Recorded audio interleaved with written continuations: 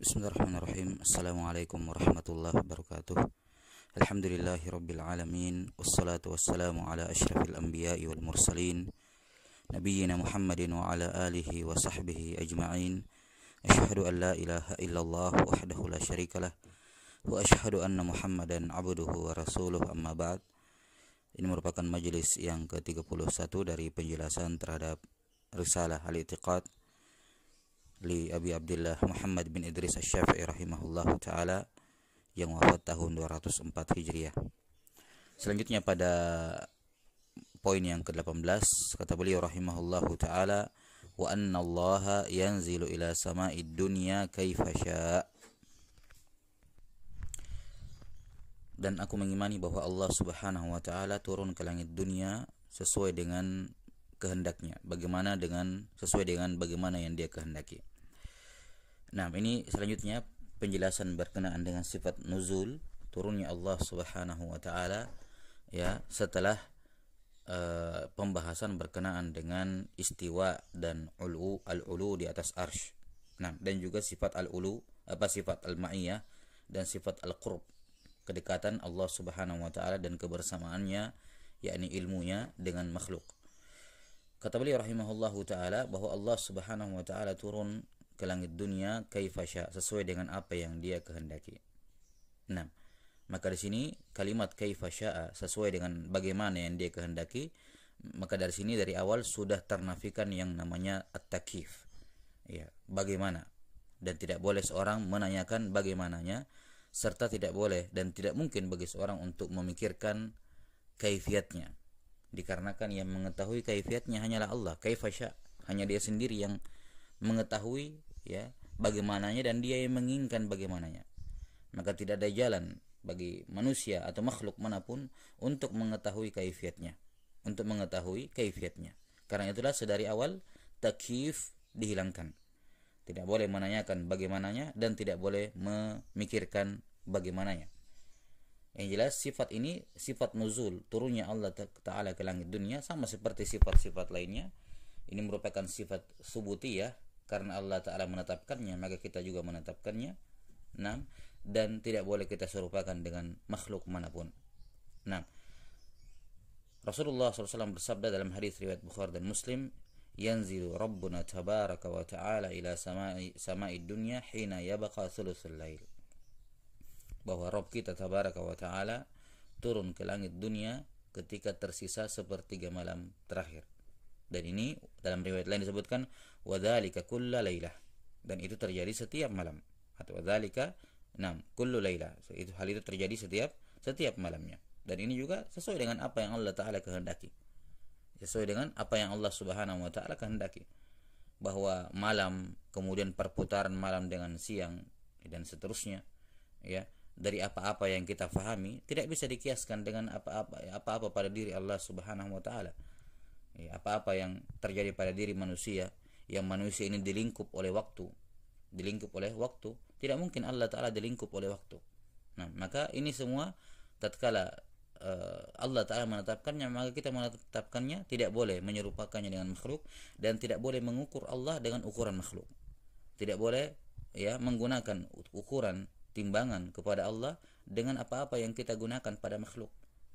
Nah, Allah Ta'ala berfirman, wa fala tadribu lillahil amsal, jangan buat permisalan ya untuk Allah Subhanahu wa taala.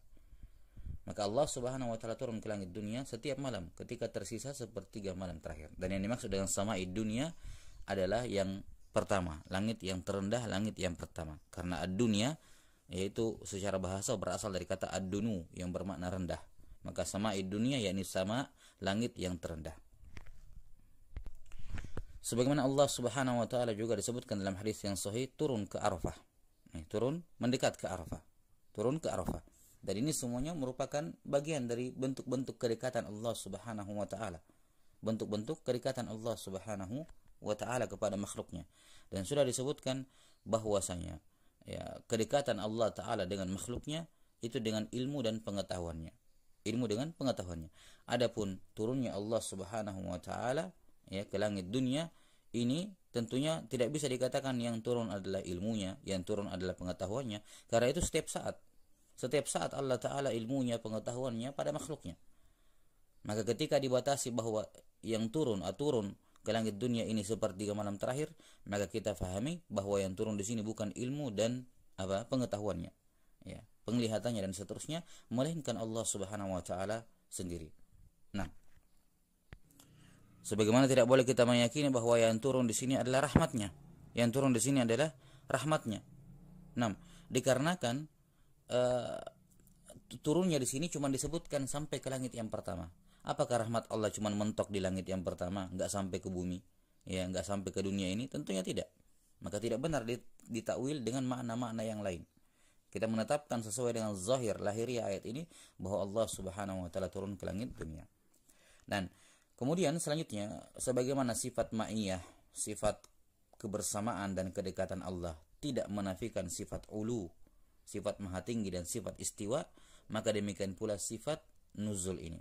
Nah, sifat nuzul termasuk sifat fi'liyah, sifat yang hanya Allah bersifat dengannya kalau dia menghendakinya, dan Allah menghendakinya hanya pada sepertiga malam terakhir.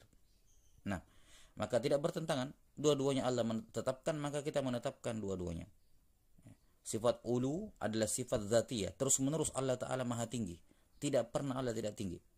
Berbeda dengan sifat nuzul yang hanya Allah bersifat dengannya kalau dia menghendaki. Tidak setiap saat Allah bersifat dengan sifat nuzul. Tidak setiap saat Allah bersifat dengan sifat nuzul.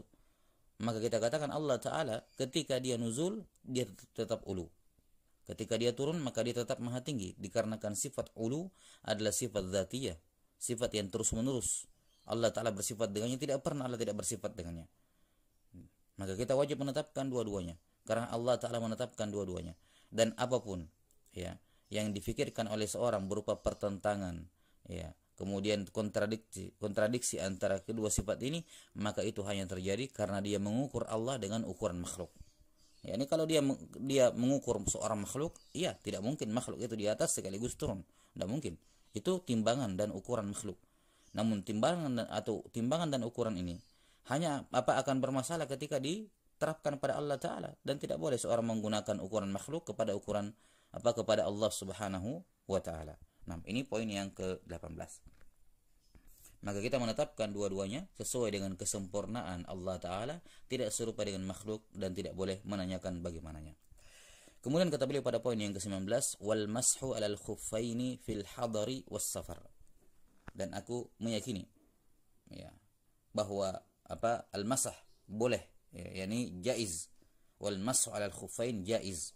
Mengusap di atas khuf adalah jaiz, ya, pada dalam keadaan mukim, hadar, dan dalam keadaan safar. Baik. Ini saya kira perkaranya jelas, ya. Mengusap di atas khuffain. Ya, mengusap di atas khuffain. Khuffain adalah suatu alas kaki, ya, alas kaki yang menutupi sampai ke mata kaki. Menutupi sampai ke mata kaki. Di mana bahannya di zaman dahulu biasanya dari kulit. Biasanya dari kulit. Nah, di sini beliau rahimahullahu taala memasukkan pembahasan ini. Sebenarnya al-mashu 'alal khuffain ini termasuk masalah fikih tentunya. Termasuk masalah fikih, ya, dibahas dalam buku-buku fikih. Namun tentunya di sini beliau menyebutkan masalah ini bukan menginginkan menyebutkan hukum-hukumnya, ya, dan seterusnya, syarat-syaratnya. Tapi di sini yang beliau isbat, tujuan beliau membawakan hal ini hanya untuk mengisbat, menetapkan bahwa amalan ini jaiz, itu saja, bahwa amalan ini boleh. Mengapa? Kita sudah sebutkan di pertemuan-pertemuan awal bahwa terkadang para ulama menyebutkan suatu masalah fikih ke dalam masalah buku-buku i'tiqad akidah seperti ini, ya, dikarenakan itu masalah yang sangat urgen bagi dirinya, dan itu menjadi pembeda antara, atau terkadang hal tersebut menjadi pembeda antara ahlus sunnah dengan selainnya. Nah, dalam kasus khuffain ini yang dimaksud adalah perkara yang kedua, yakni ini sebagai pembeda antara ahlus sunnah dengan selainnya. Di masa Imam Syafi'i rahimahullahu ta'ala, ini di antara syiar ahlus sunnah adalah membolehkan, mengesahkan, bahkan mereka mengamalkan mengusap di atas khuffain. Ini berbeda dengan kaum Syiah Rafidah, yang mana mereka menafikan, tidak membolehkan dan tidak mengesahkan, ya, toharah karena mengusap di atas khuffain. Nah, dan dalil-dalil dalam masalah mengusap di atas khuffain, sebagian ulama menyebutkan mutawatir, ya, sangat banyak sekali hadis-hadis yang menyebutkan tentang masah alal khuffain. Disebutkan, kadang disebutkan bahwa Nabi SAW mengusap setelah wudu, ya, yakni dan sebelumnya sudah kita pahami tentunya. Ini saya berasumsi bahwa semuanya sudah paham ya tentang mengusap di atas khuffain, bahwa ia adalah pengganti dari mencuci kaki dalam wudu. Kapan syarat-syaratnya terpenuhi, maka ketika seorang berwudu boleh tidak melepaskan khufnya, ya, untuk mencuci kaki ketika berwudu, dia cukup mengusap khuf tersebut di bagian atasnya. Nah, dia mengerjakan semua amal wudu dari cuci tangan sampai mengusap kepala. Nah, ketika ingin mencuci kaki, maka tidak perlu dilepaskan khufnya, cukup diusap. Nah, ini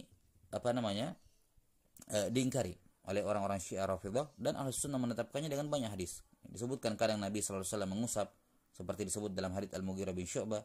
Kemudian dalam riwayat At-Tirmidzi disebutkan waktunya, bahwa mukim 1 hari 1 malam, musafir 3 hari 3 malam. Ya, dalam riwayat lain disebutkan bahwa Nabi SAW mengusap ketika safar, dan seterusnya. Ya. Nah, disebutkan beberapa riwayat-riwayat yang semuanya menunjukkan bahwa al-mas' al-khuffain jaiz, hukumnya adalah boleh. Ya. Adapun dalam masalah yang mana yang paling afdal, mencuci kaki atau mengusap di atas khuf, tentunya mencuci kaki lebih afdal karena itu lebih sempurna. Cuman di sini beliau bawakan untuk menetapkannya dan sebagai isyarat akan batilnya pendapat yang melarangnya. Nah, Allahu taala a'lam bis-shawab. Nah, subhanakallahumma bihamdik asyhadu an la ilaha illa anta astaghfiruka wa atubu ilaik. Alhamdulillahirabbil alamin. Assalamualaikum warahmatullahi wabarakatuh.